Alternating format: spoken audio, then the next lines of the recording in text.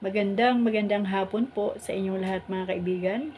Sa lahat po ng ating mga kaibigan dito sa Luzon, Visayas, Mindanao, sa ating bansang Pilipinas. Isa pong magandang hapon ang aking bati sa inyong lahat mga kaibigan at ganoon din sa ating mga kaibigan na nasa labas pa ng ating bansa.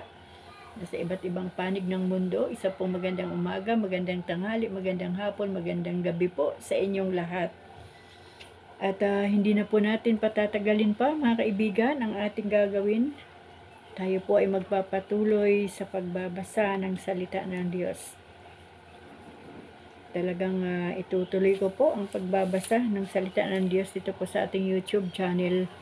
At mapalad po ang bawat buhay ng mga tao na nakakarinig at nakakabasa ng salita ng Diyos, dahil ang salita ng Diyos ang kanyang mensahe sa atin bilang mga tao o bilang mga anak niya. Ano po, kaya muli ay inaanyayahan ko po kayo sa aklat po ng Samuel.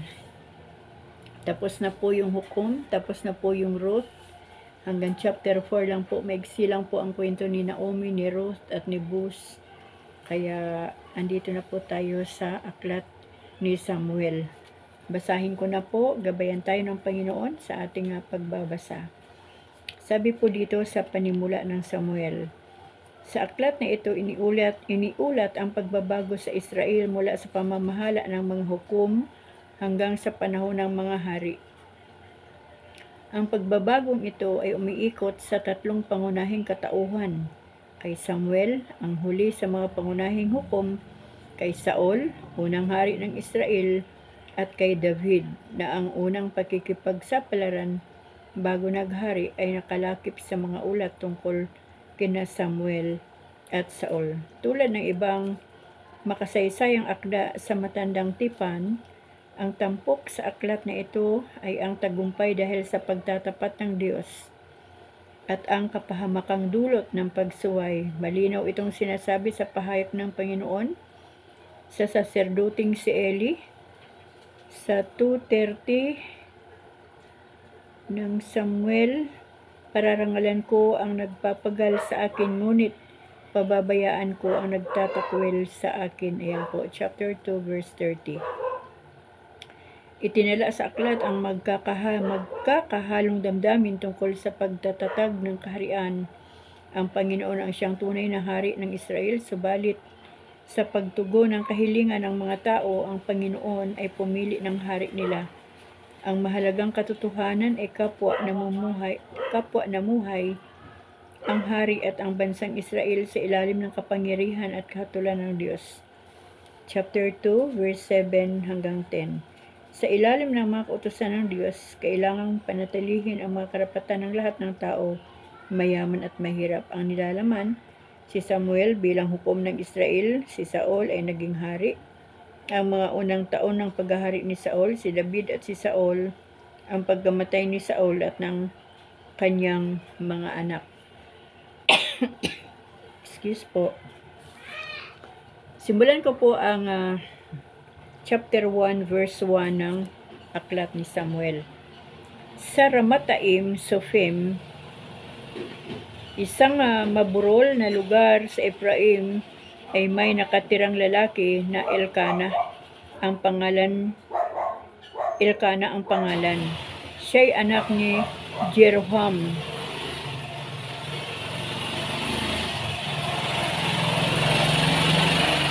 Sensya naman mga kaibigan, talaga maingay po ang mga sasakyan.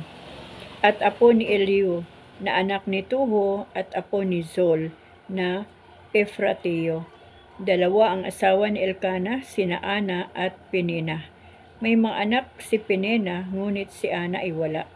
Taon-taon pumupunta si Elkanah sa Silo upang sumamba kay Yahweh, sa lugar na pinaglilingkuran ng mga anak ni Eli na sina Ofni at Finis bilang mga saserdote. Tuwing maghahandog si Elkanah, binibigyan niya ng tig-iisang bahagi si Penina at ang mga anak nito. Ngunit kay Ana, bagaman mahal niya, ay isang bahagi lamang ng handog ang ibinibigay niya sapagkat wala itong anak. Dahil dito, lagi siyang tinutuya ng karibal niyang si Penina. Ito'y ginagawa ni Penina taon-taon tuwing pupunta sila sa bahay ni Yahweh. Labis naman itong dinaramdam ni Ana, anupat naiiyak siya at hindi makakain. Kaya't nilalapitan siya ni Elkana at tinatanong, Ana, bakit ka umiiyak? Bakit umiiyak ka na naman? Ayaw mong kumain. Bakit ka ba ganyan? Mahalaga pa ba sa iyo ang 10 anak kaysa akin? Nanalangin si Ana. Minsan, matapos silang kumain sa silo, malungkot na nagtindig si Ana at nanalangin sa templo. Nagkataong nakaupo sa may pintuan ng templo si Saserdoting Eli. Buong pait na lumuha si Ana at taimtim na nanalangin kay Yahweh. Ganito ang kanyang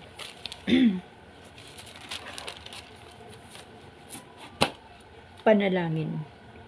Yahweh, Diyos na makapangyarihan sa lahat, kung di ringgin ninyo ang inyong abang alipin at inyong kahabagan, kung hindi ninyo ako pababayaan bagkus ay pagkakalooban ng isang anak na lalaki, ihahandog ko siya sa inyo habang siya ay nabubuhay. Hindi ko ipapuputol ang kanyang buhok. Habang nanalangin si Ana, pinagmamasdan siya ni Eli. Kumikibot ang kanyang mga labi ngunit hindi naririnig ang kanyang tinig, sapagkat siya'y nananalangin lamang sa sarili. Dahil dito, inakala ni Eli na siya ay lasing. Kaya lumapit ito at sinabi, tama na yan. Umuwi ka muna, matulog ka para mawala ang pagkalasing mo. Hindi po ako lasing, sagot ni Ana. Hindi po ako tumitikim ng alak, ako po'y aping-api at idinudulog ko lamang kay Yahweh ang aking kalagayan. Huwag po ninyong ipalagay na napakababa ng pagkababae ng inyong alipin. Inihihinga ko po lamang ang aking damdamin. Dahil dito, sinabi ni Eli, magpatuloy kang mapayapa at naway pagkaloob ng Diyos ng Israel ang iyong hinihingi. Sumagot si Ana, magkatotoo po sana ang inyong magandang hangarin para sa akin. Pagkasabi niyon, nagtindig siya at kumain. Wala na ang bigat ng kanyang kalooban. Ang kapanganakan ni Samuel. Kinabukasan, maagang-maaga silang sumamba kay Yahweh at umuwi sa Rama pagkatapos sinipingan ni Elkana si Ana at dininig ni Yahweh ang dalangin nito. Naglihis siya at dumating ang araw na siya nagsilang ng isang sanggol na lalaki. Samuel ang ipinangalan niya rito sapagkat ang sabi niya, siya'y kaloob sa akin ni Yahweh. Pagkalipas ng 1 taon, si Elkana at ang kanyang sambahayan ay muling nagpunta sa Selo upang sumamba kay Yahweh. Sinabi ni Ana kay Elkana, hindi na muna ako sasama sa inyo ngayon. Hihintayin ko ng maawat si Samuel. Pagkaawat niya, ihahandog ko siya kay Yahweh at sa templo na siya titira sa buong buhay niya. Sinabi ni Elkana, gawin mo kung ano ang inaakala mong mabuti. Hintayin mo na siyang maawat at tulungan ka nawa ni Yahweh upang matupad ang pangako mo sa kanya. Kaya naiwan si Ana at inalagaan ang kanyang anak. Dahil mga kaibigan, ang mga panahon na yun po ay dumidede pa si Samuel kay Ana. Kaya hindi pa siya pwedeng pumunta sa templo ni Yahweh. Tuloy na po natin. Nang maawat na si Samuel, dinala siya ng kanyang ina sa templo sa Silo. Nagdala pa siya ng isang turong 3 taon, 36 na litrong harina at isang pitsel na alak. Nang maihandog na ang baka, dinala nila kay Eli ang bata. Sinabi ni Ana, kung natatandaan ninyo, ako po yaong babaeng tumayo sa tabi ninyo noon at nananalangin kay Yahweh. Idinalangin ko sa kanya na ako'y pagkalooban ng anak at ito po ang ibinigay sa akin. Kaya naman po, inihahandog ko siya kay Yahweh upang maglingkod sa kanya habang buhay. Pagkatapos nito, nagpuri sila kay Yahweh. Chapter 2. Ang pasasalamat ni Ana. Ito ang panalangin ni Ana, pinupuri ko kayo Yahweh. Dahil sa kaloob ninyo sa akin, pinagtatawanan ko ngayon ang aking mga kaaway, pagkat iniligtas ninyo ako sa kadustaan. Kayo lamang ang banal Yahweh, walang tutulad sa inyo, walang ibang kanlungan ang mga matuwid liban sa inyo. Walang maaring magyabang sa inyo, Yahweh. Walang maaring maghambog, sapagkat alam ninyo ang lahat ng bagay. Kayo ang hahatol sa lahat ng ginagawa ng tao. Nagapi ninyo ang mga makapangyarihan at pinalalakas ninyo ang mahihina. Kaya ang dating mayaman, magpapaupa para mabuhay. Masagana ngayon ang dating maralita. Ang dating baog, nagsilang ng mga anak. At ang maraming supling ay sa lungkot na sadlak. Kayo, Yahweh, ang may kapangyarihang magbigay o bumawi ng buhay. Maaari ninyo kaming patayin, maaari ring buhayin. Maaari ninyo kaming payamanin o paghirapin. Maaari ring ibaba o itaas. Mapadadakila ninyo kahit ang pinakaaba. Mahahango sa kahirapan kahit ang pinakadukha. Maihahanin ninyo sila sa mga maharlika. Mabibigyan ng karangalan kahit na ang dustang-dusta. Hawak ninyo ang langit na nilikha at sa inyo nasasalig ang lahat ng inyong gawa. Papatnubayan ninyo ang tapat sa inyo, ngunit ang masasama ay isasadlak sa hirap. Walang maaring magtagumpay sa sariling lakas. Lahat ng lumalaban sa inyo ay manginginig sa takot. Kapag pinadagundong ninyo ang mga kulog, hahatulan ninyo ang buong daigdig at pagtatagumpayin ang hinirang ninyong hari. Si Elkanah at ang buo niyang sambahayan ay umuwi sa Rama, ngunit iniwan nila si Samuel upang maglingkod kay Yahweh sa pangangasiwa ng saserdoteng si Eli. Ang kasalanan ng mga anak ni Eli. Ang dalawang anak ni Eli ay parehong lapastangan at walang takot kay Yahweh. Tuwing may maghahandog, pinapupunta nila ang kanilang mga katulong habang inilalaga ang karne. May dala silang malaking tinidor na may 3 ngipin at itinutusok sa loob ng malaking kaldero o palayok. Lahat ng matusok o sumama sa tindor ay para sa saserdote. Ginagawa nila ito tuwing maghahandog sa silo ang mga Israelita. Hindi lamang iyon. Bago pa maihandog ang taba ng karne, nilalapitan na nila ang mga naghahandog at sinasabi, "Hilaw na karne ang ibigay ninyo sa saserdote, hindi niya kukunin. Kapag luto na ang ibigay ninyo, hilaw ang ibig niya." Kapag sinabi ng naghahandog na hintayin na munang maihandog ang taba bago sila kumuha hanggang gusto nila, ganito ang kanilang sinasabi, "Hindi maaari. Bigyan na ninyo kami, kung hindi aagawin namin yan sa inyo." Malaking pagkakasala ang ginagawa nilang ito sapagkat ito'y paglapastangan sa handog kay Yahweh. Si Samuel sa Silo. Nagpatuloy ng paglilingkod kay Yahweh ang batang si Samuel. Taon-taon gumagawa ng balabal ang kanyang ina at ibinibigay sa kanya tuwing sila'y maghahandog sa Silo. Ang mag-asawang Elkanah at Ana naman ay laging binibindisyonan ni Eli.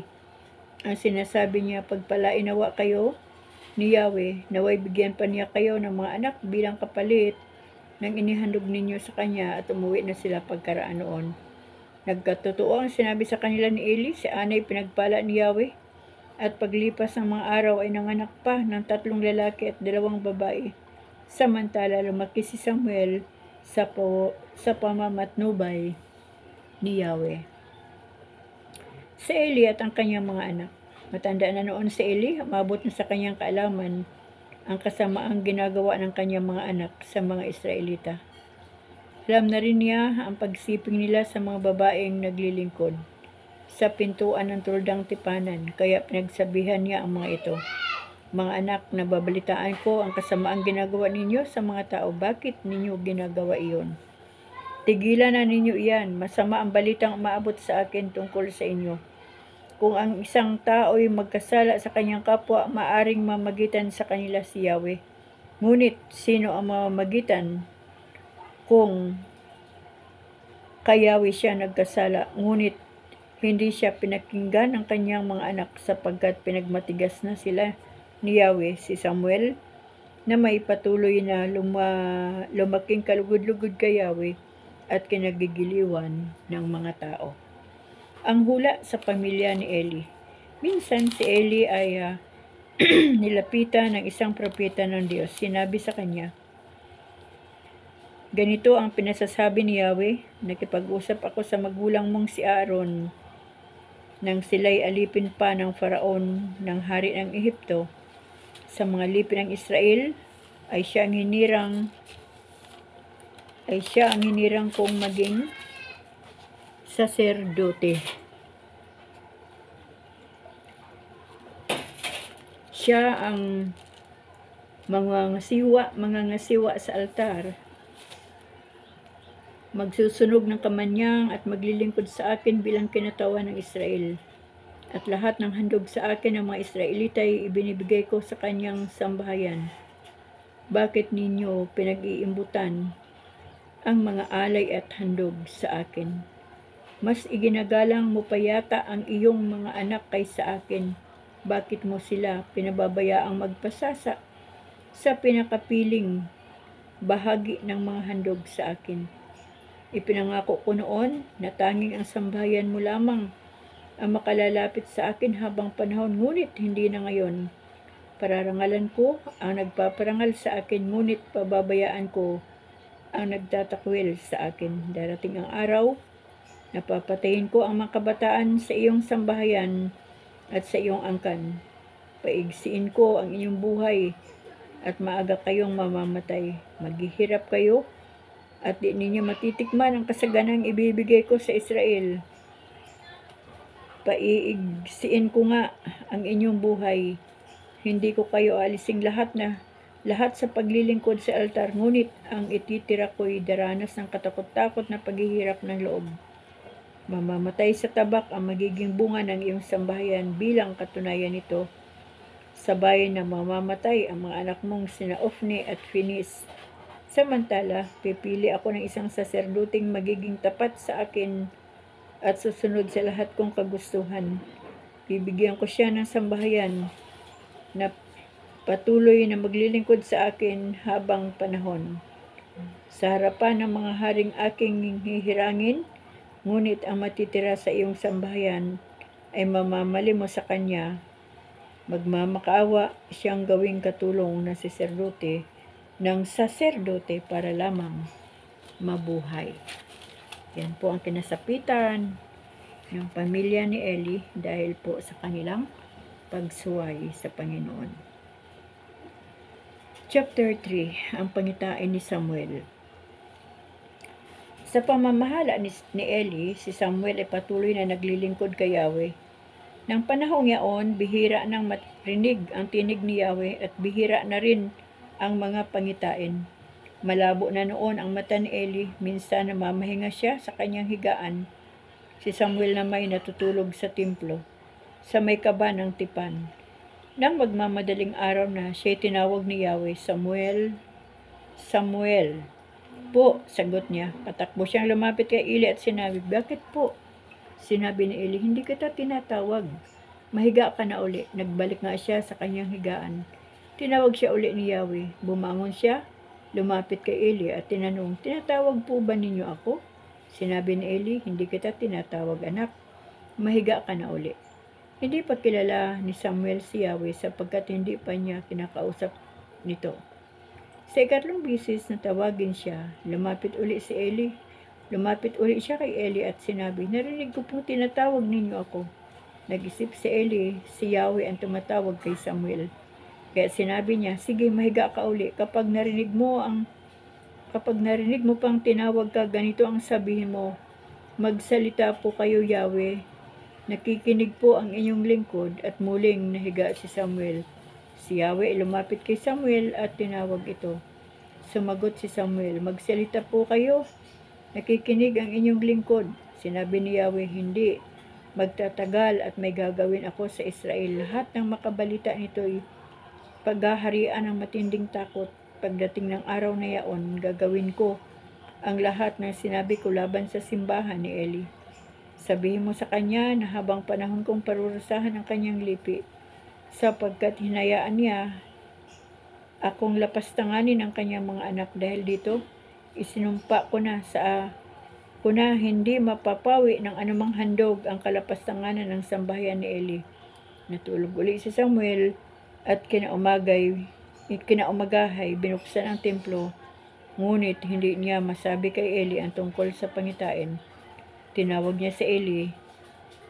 siya ni Eli. Samuel, anak po, sagot ni Samuel. Sinabi ni Eli, huwag kang magkaila, parurusahan ka ng Diyos kapag may inilihim ka tungkol sa sinabi niya sa iyo. Ano ang sabi niya at ipinagtapat niya ang lahat, wala siyang inilihim. Pagkatapos sinabi ni Eli, iyon ang kapasyahan ni Yahweh, mangyari ayon sa kanyang kalooban. Habang lumalaki si Samuel, patuloy siyang pinapatnubay ni Yahweh at nagkakatotoo ang lahat ng sinasabi niya. Lahat dito kilala ng buong Israel mula sa Dan hanggang sa Beersheba, at si Samuel ay isang tunay na propeta. Si Yahweh, ang kapangyarihan ni Yahweh, ay patuloy na nahayag sa Silo. Dooy ipinahayag niya kay Samuel ang kanyang salita. Ang salita ni Samuel ay kumalat sa buong Israel. Chapter 4. Nalupig ang Israel. Dumating ang araw na nagdigmaan ang mga Israelita at ang mga Filisteo. Sa Ebenezer, nagkampo ang mga Israelita at sa Afik naman ang mga Filisteo. Sa kanilang paglalaban, natalo ang Israel at may 4,000 ang napatay sa kanila. Nang makaurong na sila sa kanilang kampo, na nagtanungan ang matatanda ng Israel, bakit kaya pinabayaan ni Yahweh na matalo tayo ng mga Filisteo? Ang mabuti ay kunin natin sa sityo kaba ng tipan, baka kung nasa atin iyon ay ililigtas tayo. Si Yahweh sa ating mga kaaway, at kinuha nga nila sa selo ang kaba ng tipan, at sumama naman ang dalawang anak ni Eli, sina Ofni at Finis. Ang mga Israelita ay napasigaw sa tuwa nang idating sa kanilang kampo ang kaba ng tipan. Umalingaw-ngaw sa palibot ang kanilang sigawan. Nang marinig ito ng mga Filisteo, itinanong nila, bakit kaya nagkakaingay ang mga Hebreo? Nang malaman nilang nasa kampo ng mga Israelita ang kaba ng tipan, nasindak sila. Inisip nilang may dumating na Diyos sa kampo ng mga Israelita. Kaya nasabi nila, ano ngayon ang mangyayari sa atin? Ngayon pa lamang tayo makakaranas ng matinding kasawian. Ano ngayon ang mangyayari sa atin? Sino ngayon ang makapagliligtas sa atin? Sa mga Diyos nilang makapangyarihan. Ito ang mga Diyos na nagpapahirap ng mga Ehipsyo sa pamagitan ng iba't ibang salot. Mga kababayan, lakasan natin ang ating loob, magpakalalaki tayo upang hindi tayo malupig at maalipin ng mga Hebreo, tulad ng pag-alipin namin sa kanila. Lumaban tayo. Muling naglaban ang mga Pilisteo at ang Israelita, at nalupig naman nila ang taga-Israel, at napatay sa kanila ay 30,000. Yan, para maliwanag. At nagkanya-kanyang takas pauwi ang mga natira. Ang kaba ng Diyos ay kinuha ng mga Filisteo at pinatay sina Omni at Finis. Ang pagkamatay ni Eli. Nang araw ring iyon, isang Benjaminita ang patakbong dumating sa silo mula sa labanan. Punit ang kanyang damit bilang tanda ng matinding kalungkutan, at puno ng alikabok ang kanyang ulo. Si Eli nakaupo noon sa dati niyang upuan sa tabing daan at naghihintay ng balita, sapagkat nababahala siya dahil sa kaba ng tipan. At nang ibalita ng Benjaminita ang nangyari, nanangis ang buong lungsod ng Silo. Narinig ito ni Eli at itinanong niya, bakit nananangis ang buong lungsod? Lumapit kay Eli ang Benjaminita at ibinalita ang nangyari. Noon ay 78 taon na si Eli at hindi na siya nakakikita. Sinabi ng Benjaminita kay Eli, ako po'y galing sa labanan. Kumusta ang labanan, anak? Tanong ni Eli. Sumagot ang lalaki, nalupig po ang mga Israelita at napakarami pong namatay. kabilang ang inyong mga anak na sina Ofni at Finis, at ang kaban po ng Diyos ay kanilang naagaw. Nang marinig ni Eli ang tungkol sa kaban ng Diyos, siya nabuwal sa may pintuan, na bali ang kanyang liig, sapagkat siya mabigat at matanda na. Namatay si Eli pagkaraan ng 40 taong pamamahala sa Israel. Namatay ang asawa ni Finis. Kagampan noon ang asawa ni Finis na malaman niyang nakuha ang kaban ng Diyos, at patay ang kanyang biyanan, at napatay ang kanyang asawa. Sila'y naglupasay at napaanak ng di oras. Malubha ang kanyang kalagayan. Sinabi ng mga hirot sa kanya, lakasan mo ang iyong loob, lalaki ang anak mo, ngunit hindi siya umimik. Ang bata ay pinangalanan niyang Ikabud. Ang ibig sabihin, wala na ang patnubay ng Israel.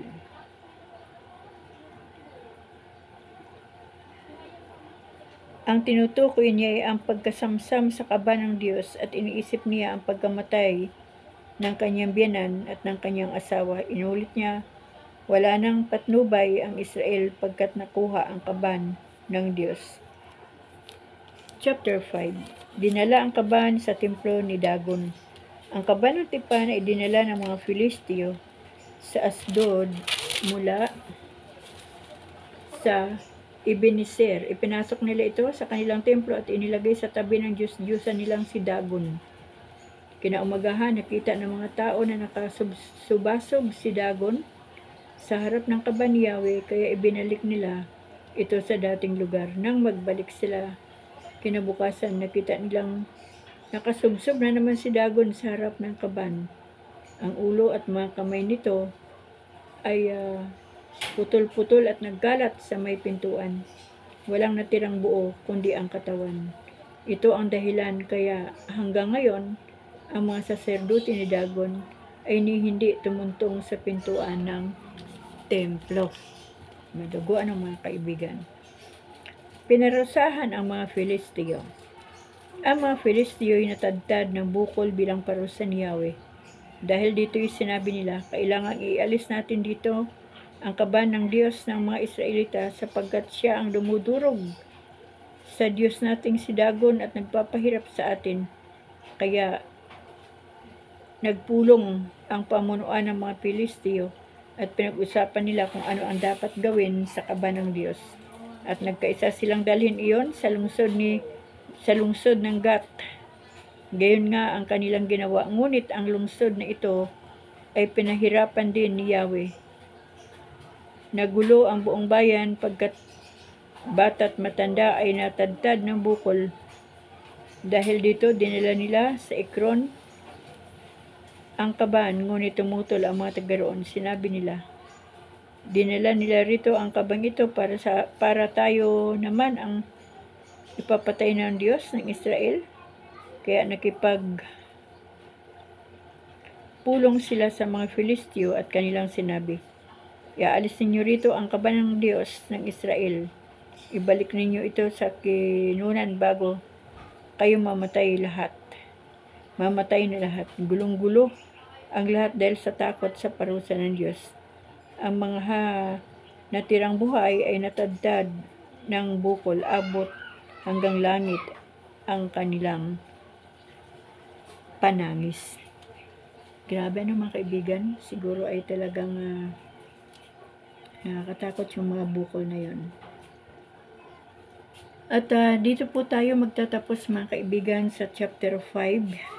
Bukas po ay simulan po natin ang chapter 6. Tayo po ay nasa Aklat ni Samuel. Unang Samuel, yan. Unang Samuel po tayo. Nabasa po natin ang chapter 1 hanggang verse 5. Naka 5 chapter po tayo ngayong araw. At naunawaan po natin ang nangyari sa mga anak ni Eli dahil lapastangan sa Diyos. Kaya po sila pinarusahan ni Yahweh ng kamatayan. At sa buhay naman po ni Elkana na may 2 anak, si Penina at saka si Ana. Dinig po ng Diyos ang panalangin ni Ana upang mahinto na rin ang panunukso o pangbubuli ni Penina sa pangalawang asawa ng ni Elkanah. Ang kanilang asawa ay si Elkanah.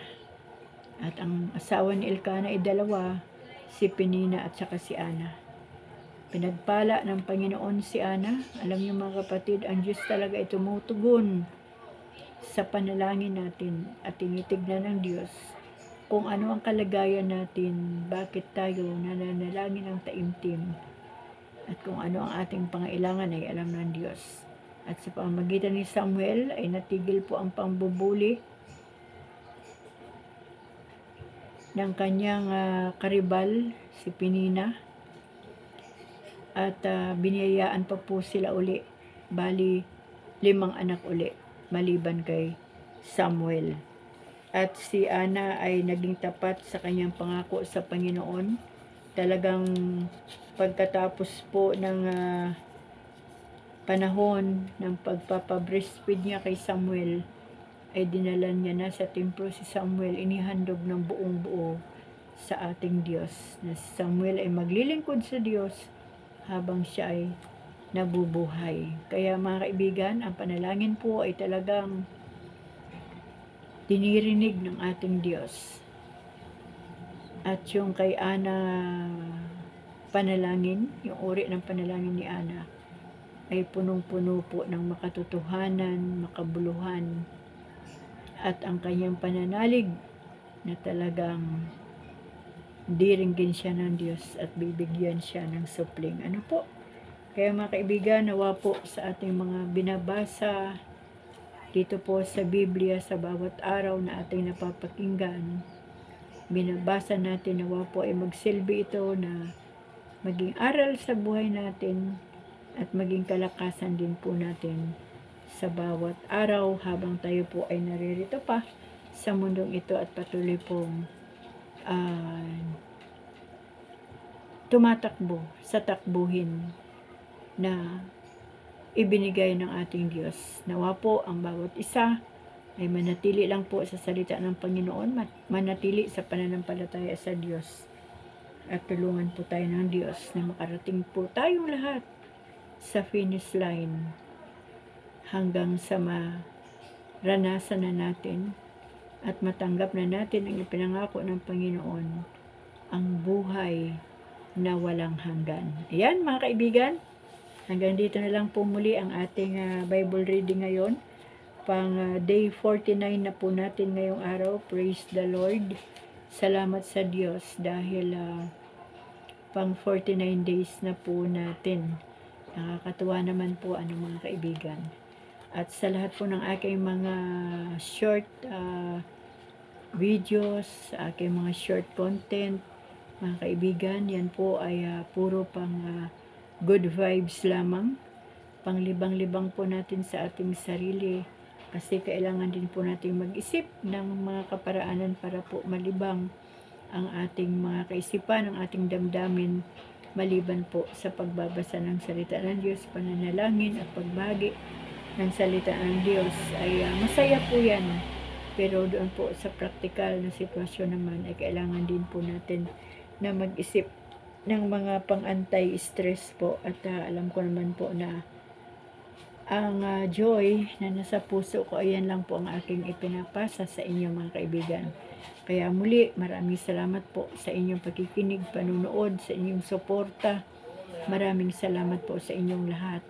At nawa po ay pakinggan niyo po talaga itong aking binabasa na salita ng Diyos. Ito po ang pinakamahalaga. Ito po ang magiging daan para makilala po ninyo si Yahweh, makilala po ninyo ng totohanan ang Diyos, at maranasan po ninyo ang tunay na relasyon sa Panginoon at tunay na pananalig o pananampalataya sa Diyos. Kaya mga kaibigan, gabayan po tayo ng ating Diyos sa bawat area ng ating mga buhay. Hanggang dito po muli, narito po ang inyong Nanay Relly Mix Stories na nagsasabi lagi na ingatan tayo at pagpalain ng ating Panginoon. Kapag tama ang ating ginagawa, pagpapala po ang ating aanihin. Ngunit kung kasalanan o mali ang ating ginagawa, tiyak po, sumpa naman ang aabuti ng tao dahil ang Diyos po ay kalaban niya ang kasalanan. Bukas po muli mga kaibigan. God bless us all po. Amen.